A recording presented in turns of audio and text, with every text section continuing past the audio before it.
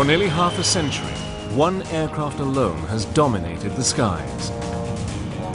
During those years, it has dropped more conventional bombs than any other airplane. With a maximum speed of 650 miles per hour, a range of over 8,000 miles, and capable of dropping 70,000 pounds of bombs, it is the most lethal bomber in the world. It can also deliver nuclear bombs, missiles, and precision-guided weapons. When a United States president wants to wield his big stick, he sends in the B-52s. When the United States wants to punish an enemy, we send the heavy bombers, and one of those is the B-52. The B-52 has now become a symbol of more than a bomber. It's a symbol of America's resolve. Using extraordinary archive film and color reenactments, Battle Stations enters the world of the B52 Stratofortress.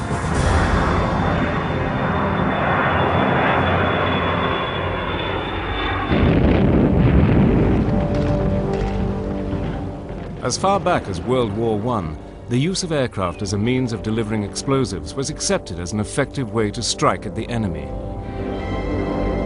As aircraft became bigger, so too did the amount of bombs they could drop. With the outbreak of World War II, Adolf Hitler unleashed his bombers, smashing enemy territory in advance of his armies.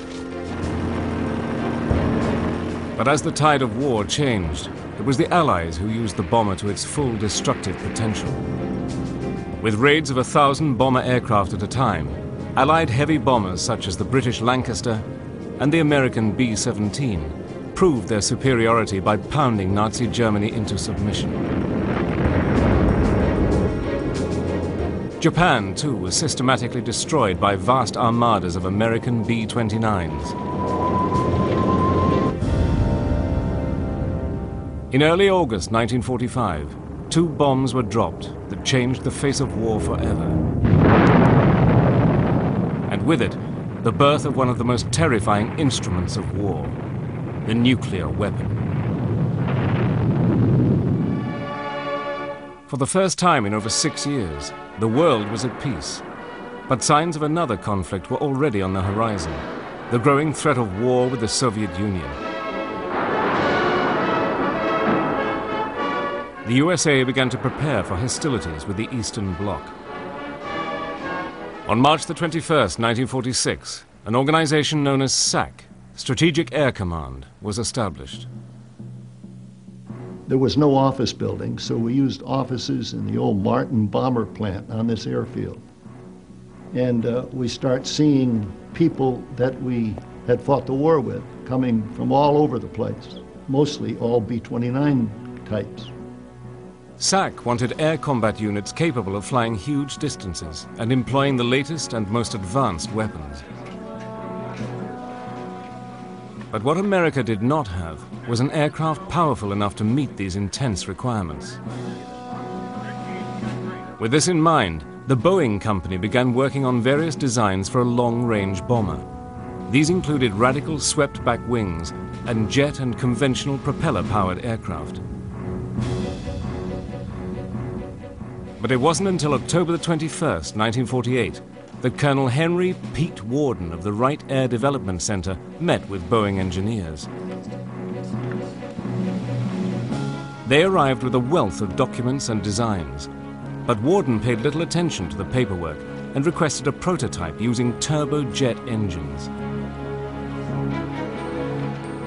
He wanted the plans for this new prototype, and he wanted them fast. Pete Worden gave them just 2 days. It was a daunting request, but the team were not going to let Worden down. We were the ones that had to do it, and we knew what we had to do. And you see, I had all my aeronautical data on the B-55 because I just made a report on the airplane to Pete Worden earlier that week. So we had all the data, but we had to move it into the size of the B-52. The genesis of the mighty B-52 came about in humble surroundings, in a room of the Van Cleve Hotel in downtown Dayton, Ohio. It's a classic small-town hotel. I think the Boeing company had a suite on the 7th floor. It consisted of a kind of a sitting room. It had a big round table and a couch. So that was a suite. It was pretty good for the Van Cleve. The first thing we did on Saturday morning is we kind of figured out what we needed to do. We needed some drawings. We needed a performance document. So Vaughn and I, we were the airplane technical people. So we started in on the performance, taking my B-55 data and transferring it into the bigger airplane. And Ed Wells and George Shire disappeared. And at the time, we didn't miss them until they were gone. They came back about 2 hours later with some balsa, and what they'd been out doing, they decided they wanted a model, and they had to go around to the model shops and find the biggest piece of balsa in Dayton, and that set the scale of the model. Shire was the best aerodynamicist in the world, and Vaughn and I were a little upset with him because here we had this massive document to put together, and here he was sitting in the corner whittling a model. But anyway, that's what he did. Over the following 24 hours, the aircraft began to take shape. It would be an 8-engine jet using podded pairs of the Pratt & Whitney engines. It would have a top speed of 490 knots and the potential to deliver a 10,000-pound bomb load over a range of 5,320 miles. It would also have a radically redesigned wing with a span of 185 feet. By Sunday noon, we had things pretty good shape, so we called in the secretary of the Boeing office there, Miss Hines, and she typed up all the material that we'd written. The document has a few pages in it. On the Monday morning, they presented their work to Colonel Warden. He was impressed with the jet-powered plans and asked the Boeing engineers to continue with the design.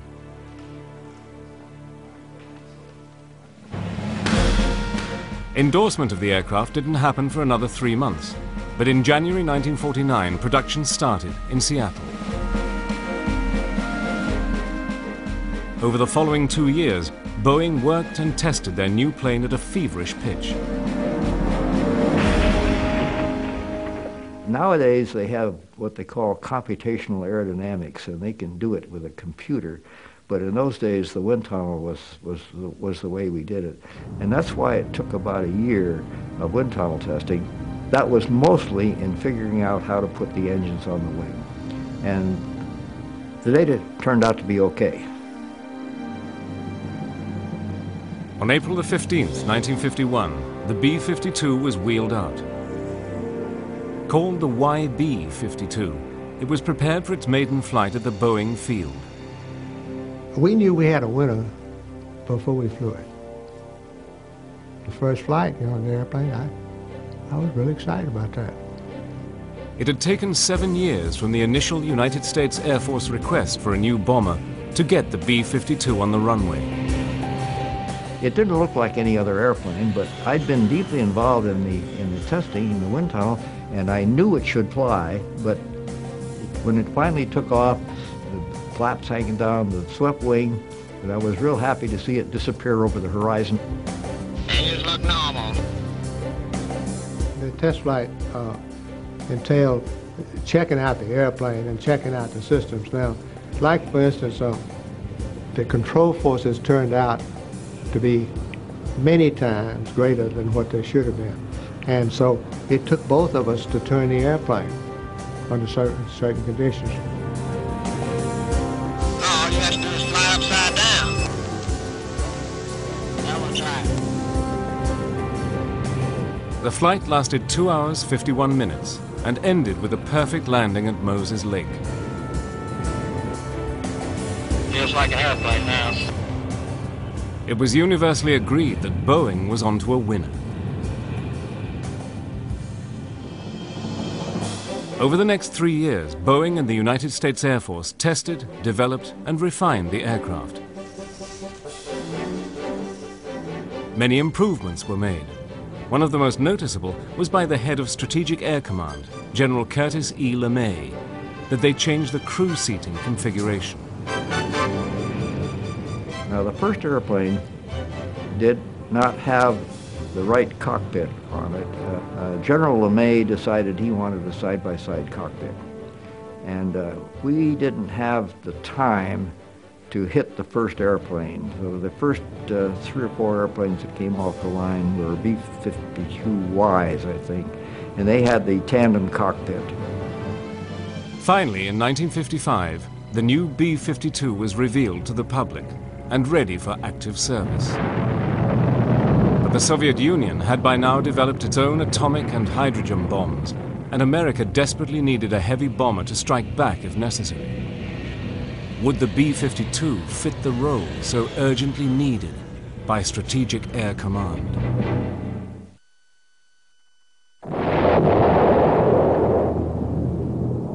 During the mid-1950s, the Soviet bloc began to build a terrifying arsenal of nuclear weapons. America was determined to provide a deterrent, to prevent the Soviet Union from ever using their bombs. This era of the Cold War now needed a strategy. We initiated and developed and planned and wrote the first nuclear war plan. It was a SAC war plan, but it became a national war plan. It was into this uncertain and highly charged environment that the B-52 came into service with the Strategic Air Command. Early B-52s had a 6-man crew, on the upper flight deck with a pilot, co-pilot, and electronic warfare officer. On the lower deck were the radar navigator bombardier and navigator. In the rear of the aircraft was the tail gunner. Crammed throughout the wings and fuselage were the fuel tanks. And along the lower fuselage were the massive bomb bays. For some of these elite crews that SAC had selected, it was the first time they'd ever seen a B-52. When I walked around a B-52, and I thought, wow, this is really cool. And then I look at the skin on this B-52 and it's all wrinkled, kind of like mine, and I thought, this thing can't fly. This is not going to be good. You cannot be serious. You cannot be serious. So I was not a happy camper, eh?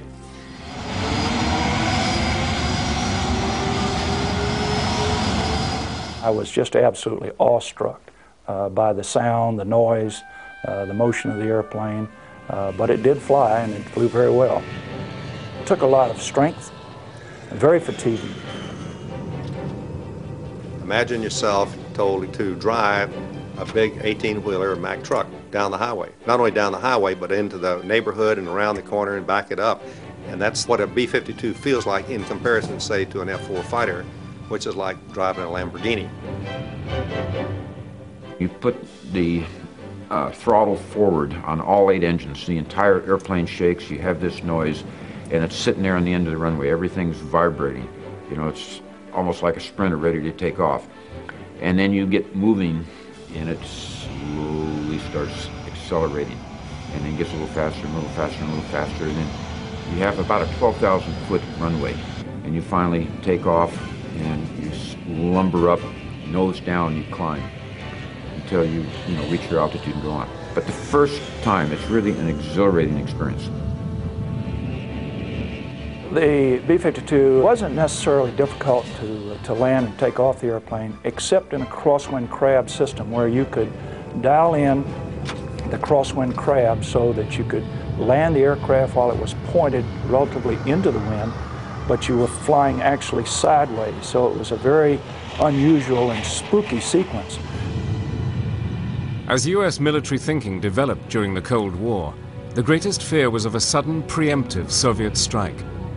So SAC ensured that 12 B-52s, fully armed with nuclear weapons, were airborne 24 hours per day, 365 days per year. The plan was known as Chrome Dome. It was the plan in the Cold War to arm the bomber fleet with nuclear weapons and achieve a high state of readiness and comply with our national policy, which was to encircle the Soviet Union. Operation Chrome Dome had B-52s flying 3 basic routes. A northern route across North America and Canada, past Newfoundland and Iceland, up past Greenland and the Arctic Circle, across Alaska, and back down the western side of the US. A southern route across the Atlantic, orbiting the Mediterranean, then back to the US. And one B-52 constantly on patrol over Greenland, 24 hours a day. Each patrol was designed continuously to monitor critical targets in the Soviet Union that would never be more than 2 hours flying time from a patrolling B-52. But these missions, some as long as 26 hours, took incredible stamina on the part of the crews.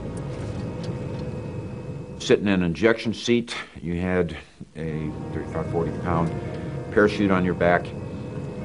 You were wearing a helmet, fairly heavy, and thermal underwear. You may have heavy boots. You have a winter flight suit or a summer flight suit. It was normally dark down there because you needed to have good visibility when you're watching the radar scope.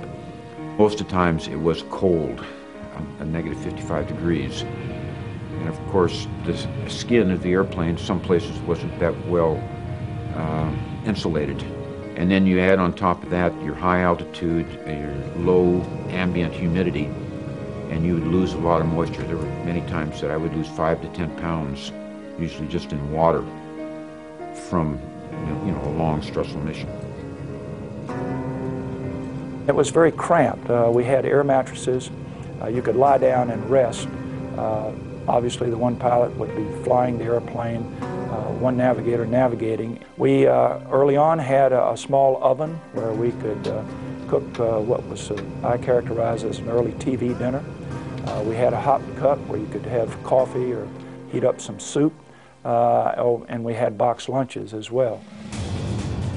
Although with a range of over 8,000 miles, the Cold War B-52s had to refuel twice on each mission. But with these massive aircraft, each refueling was a maneuver fraught with danger. You are in very close proximity to the airplane. And you imagine driving down the highway and you like to have 2 seconds between cars. Well, we're talking maybe 20 feet between the airplane that's above you and the bomber right below.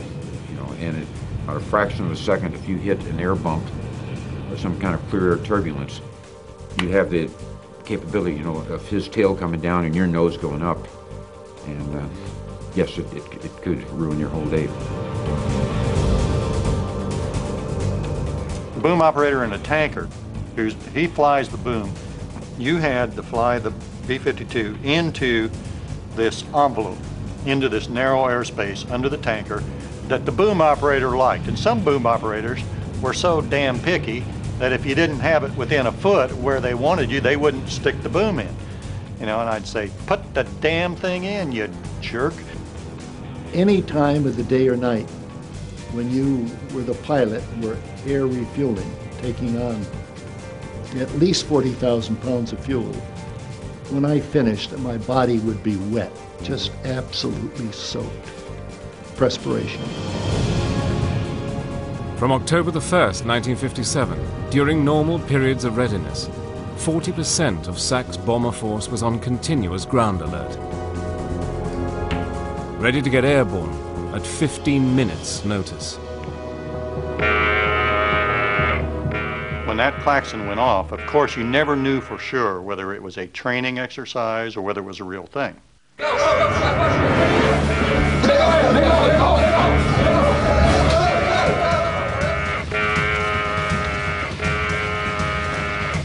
Somebody fumbles over to the wall, finds the light switch, turns it on, jump into your flight suit, get that on, get your boot on, grab your parka or whatever else you need, depending on where in the world you are, and then you run like mad out to the airplane. And then the heart starts beating and the adrenaline starts, because you don't know what's going to happen. And the next message may be the, call to go to war. Despite the hardships and training, the reason why the crew's alertness was so vital was that every B-52 was armed with up to 4 thermonuclear weapons. Each warhead was more than 1,700 times more powerful than those dropped on Japan. And if they were needed, then only the president could order them in.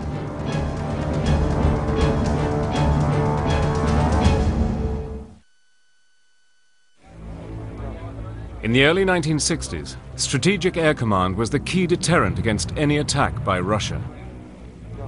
The spearhead of this force were the mighty B-52s. There was a story that used to be told that there was a general, and he'd go to the Russian premier, and the question was, is today the day we can take on the United States and we can come out ahead?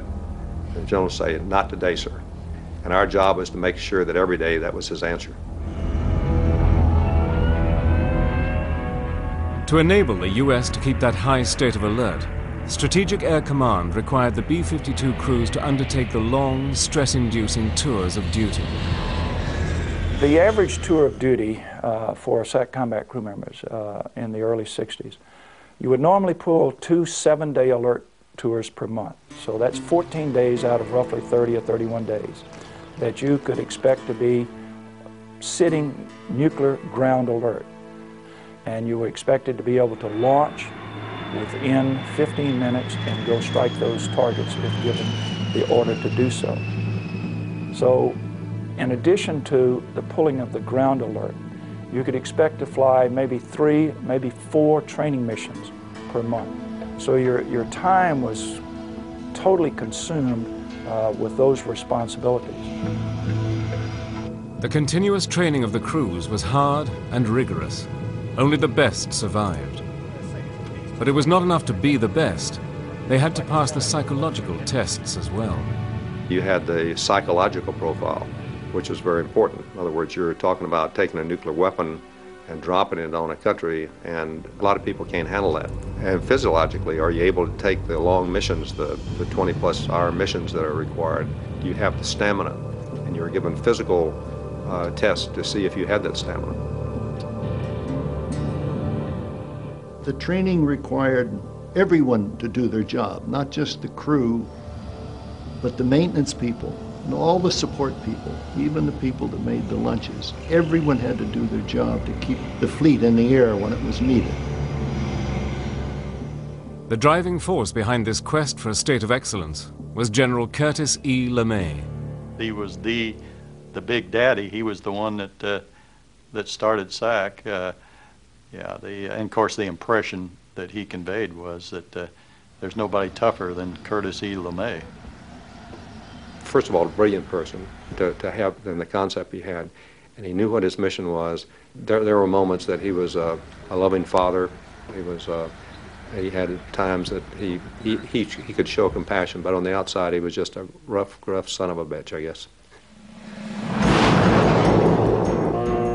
But should an attack be launched against America, a series of defensive steps were put into action. Incoming missiles or bombers would be picked up by the early warning radar tracking stations. Once verified, the alert that the U.S. was under attack was passed on to Strategic Air Command HQ in Omaha, Nebraska. They would put the entire B-52 fleet on alert and scramble the planes.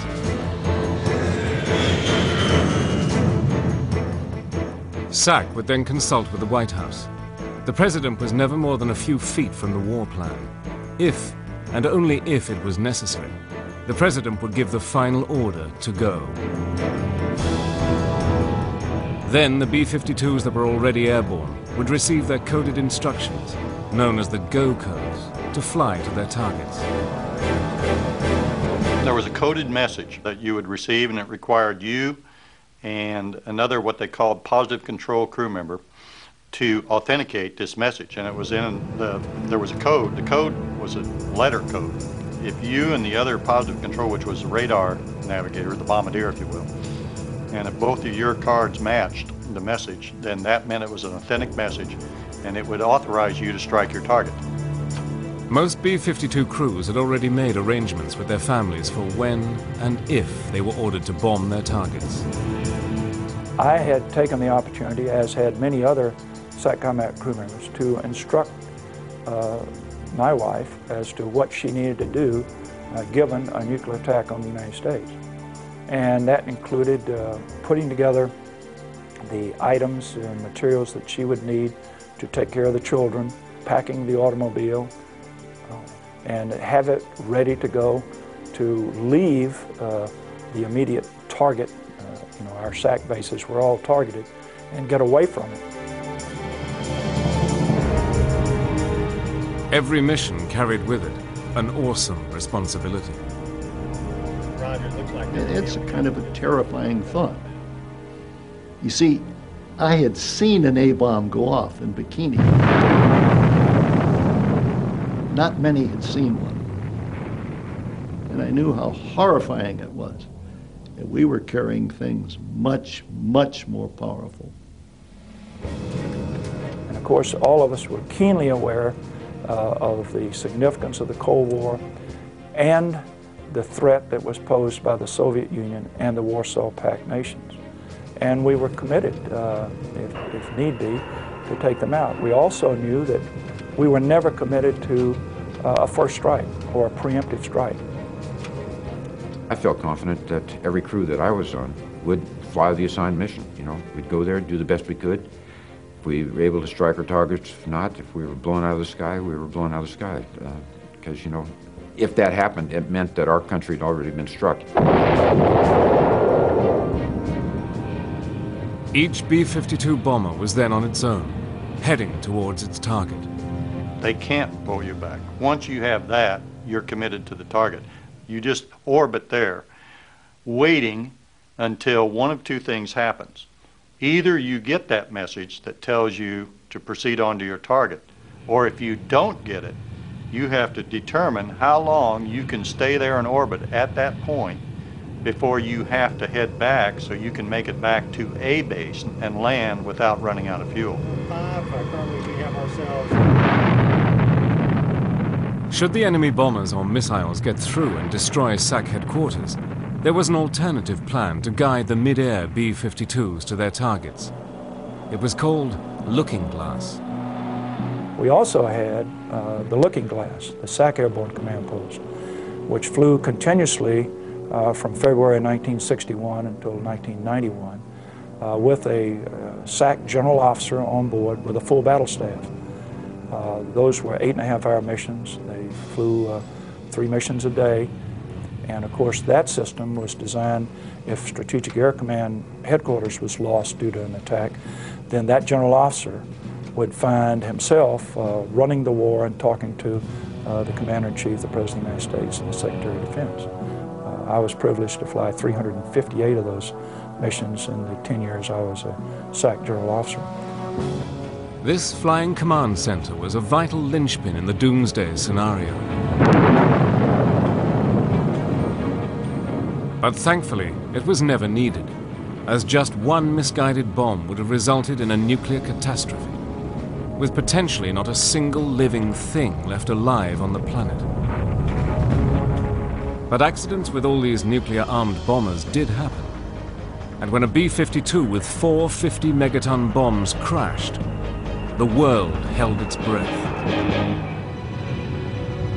On January the 17th, 1966, a B-52 on regular Mediterranean patrol was refueling at 30,500 feet over the coast of Spain. We had a mid-air collision over Spain between a B-52 and a KC-135 jet tanker. The KC-135 crew was lost. Many of the B-52 crew survived. The weapons were deployed, if you will, and had to be recovered from the sea, and it created quite a sensation. We were successful in recovering those weapons, and the safety that was built into the weapons. There was never any concern about a nuclear detonation. After another incident in Greenland, neutral governments began to object that B-52s armed with nuclear weapons were flying over their territory. The risk of a catastrophe was too great. And the introduction of intercontinental ballistic missiles, ICBMs, and nuclear submarines had given the United States an alternative retaliatory arsenal. Those events created such a stir on the world scene that Strategic Air Command and the civilian leadership of the United States decided to stop them, to curtail that operation. In September 1968, the Air Alert system of Chrome Dome was decommissioned. For the men who had flown those missions, the B-52 had fulfilled its role as a world peacekeeper. Looking back on it, I don't regret the 17 years I spent in SAC. I think we did a lot for our country. I think one of the things we were talking about is that most people think the Cold War just ended. It doesn't. We say that SAC won the Cold War. For over 10 years, the B-52 had patrolled the skies, waiting for the go codes that fortunately never came. But its days as a bomber were not over. It was about to take on a new mission over Southeast Asia.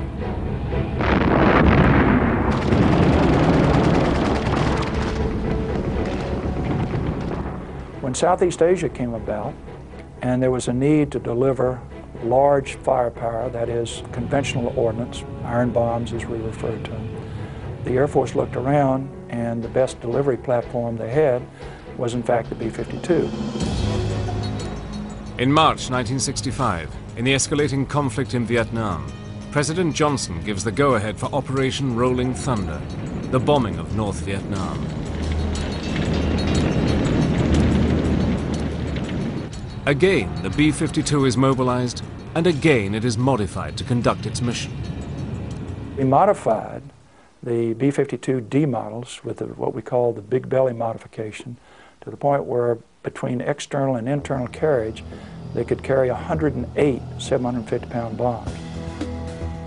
From 1965 onwards, the B-52D big belly versions would carry the burden of the conflict single-handedly, until joined by the B-52G versions in the final stages of conflict.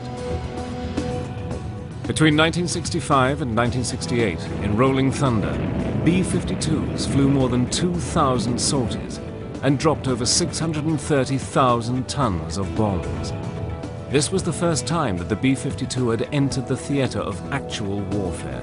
I had already told my crew, if we get hit, we're going to ride that airplane until it blows up. I didn't think they'd be taking any prisoners. When you were flying over there, it was a large, non-stealthy airplane. When you would put a radar scope on it, it would stand out almost like a flashlight because of the sides, you know, it was metal sides and it would reflect radar energy. And that's why there were so many ECM, electronic countermeasure aircraft flying with the missions and the electronic countermeasure officer on board. But still, even with that, it was pretty much a sitting duck at high altitude.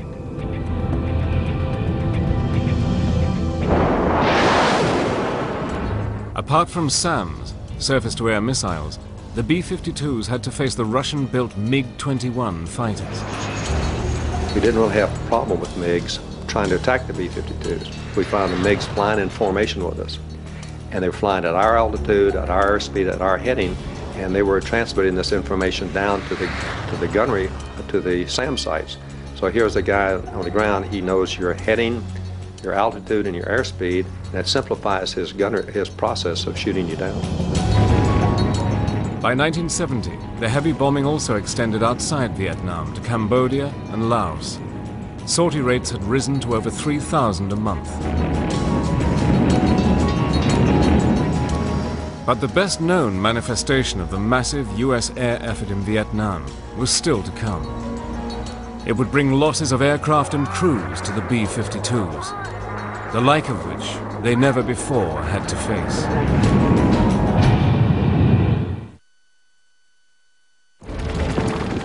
By 1972, the conflict in Vietnam was raging, and peace negotiations had reached a stalemate.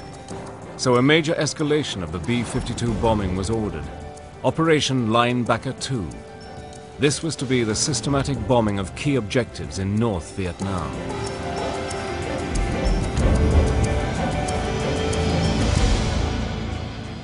So December 15th, we got the alerting order, Linebacker 2, and for security, nobody was allowed to go off base or make off-base phone calls.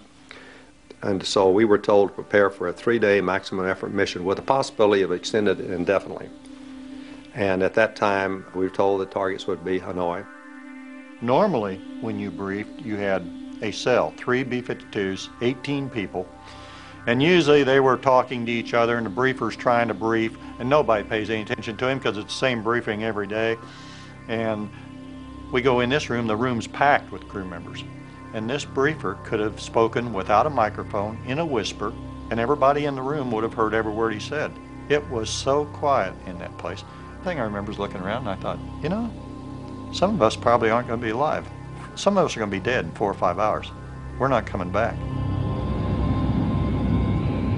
3 days into the operation, on the evening of December the 20th, John Ewell's B-52 was making its bombing run over Hanoi when it came under attack by SAM missiles.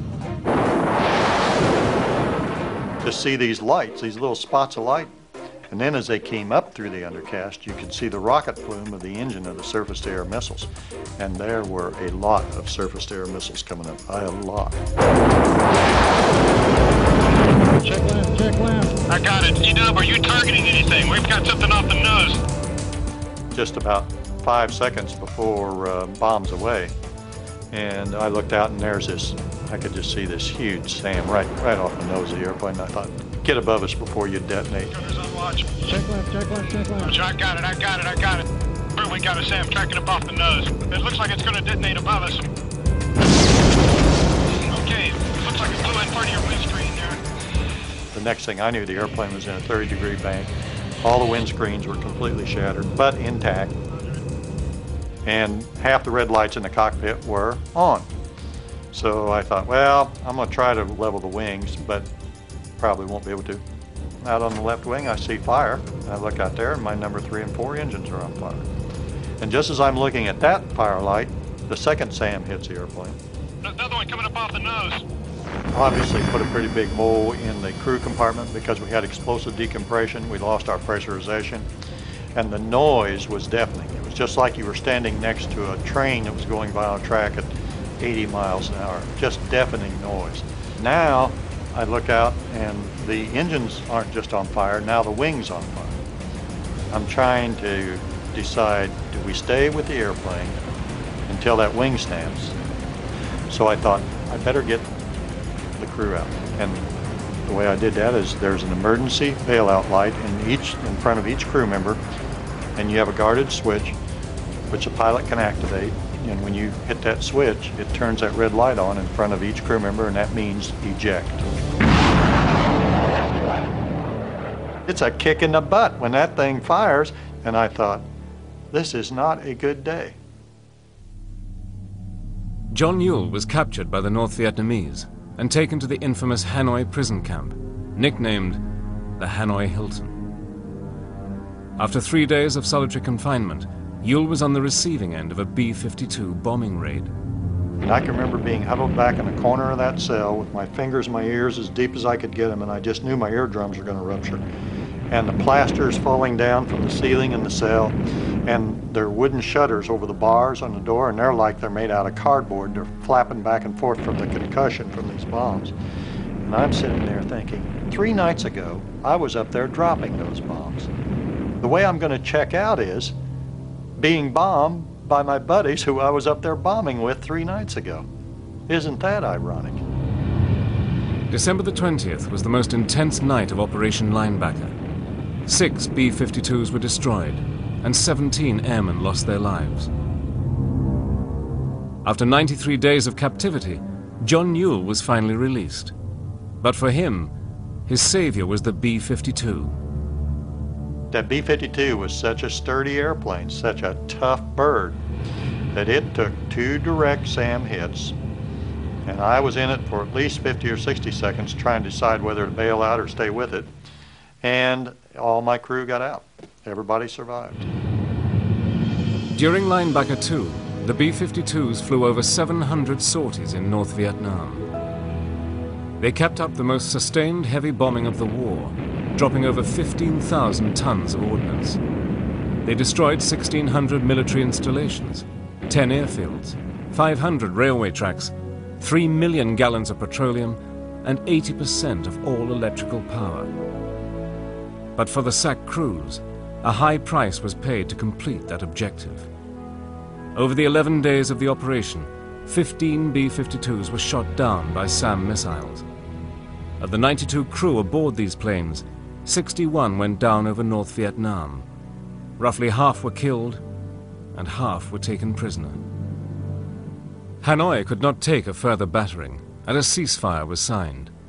In March 1973, the last American troops left Vietnam.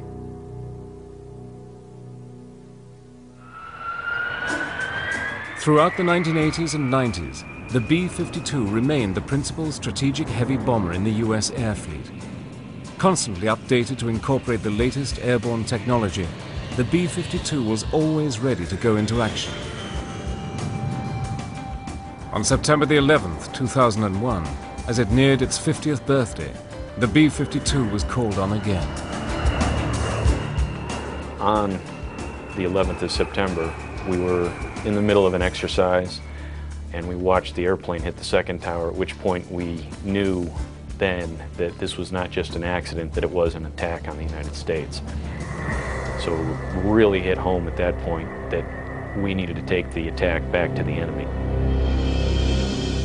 Their targets were the Taliban extremists, who for 5 years had held the Afghanistan people in an Islamic reign of terror. Home to the Al-Qaeda terrorists, this organization was held responsible for the September 11th atrocities. So began the war on international terrorism. The B-52 has at least 3 different precision weapons. Those bombs can drop within 40 feet or 13 meters, but we have seen in actual combat that we're actually beating that by a long margin. On the 10th of November this past year, we had an Air Force staff sergeant on horseback in Afghanistan who was under attack. He made a mayday call. Much to his luck that day, a B-52 orbiting close by was able to direct himself in that direction, and within 8 minutes of being contacted, we laid down 16 of these wind-corrected munitions dispensers, killing about 250 to 300 of the advancing troops, allowing him and his Northern Alliance teammates to escape to fight another day. The mere sight of a B-52 overhead sending a signal to those on the ground that we're here to stay, we're watching, and we're not going to abandon you. For nearly half a century, the extraordinary B-52 has been at the forefront of US policy in the air. The remarkable range of the aircraft means that from bases in the US, it can strike at targets anywhere in the world. What a bargain we got as taxpayers. And I don't know of very many airplanes that have been around still flying since 1952. Current projections are that the B-52 has a combat life until 2045. Almost 100 years of active service.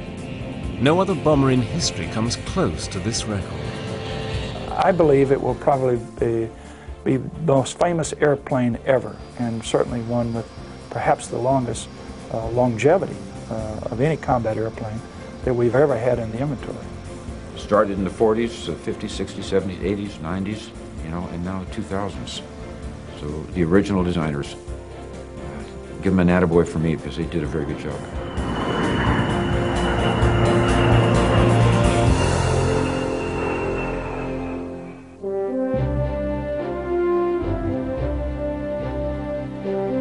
And we've the last of today's special Spring Bank Holiday Battle Stations programs right after the break, as we meet some of the men who fought in the M1 Abrams supertank, considered the most sophisticated tank ever built.